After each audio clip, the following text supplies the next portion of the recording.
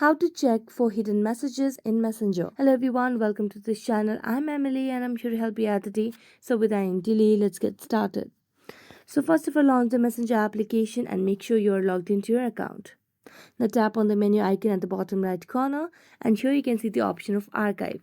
So generally the hidden messages are the ones that you have archived. So let me show you by an example.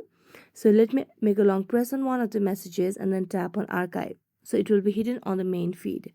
So simply tap on menu, tap on archive and you'll be able to see the hidden messages in this messenger.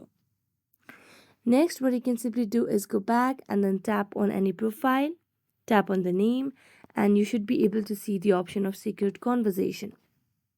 But as you can see, there's no option over here. So what we're going to do is we're going to go back and check if we have the updated version of Messenger application. So launch a Play Store and search for Messenger. So let's search for it. And as you can see, there's no option of update, which means we have the latest version of Messenger application. So the option to look out for secret conversation is not available. So that's the only way to check for hidden messages in Messenger. So that's it. Thank you so much for watching this video. See you next time.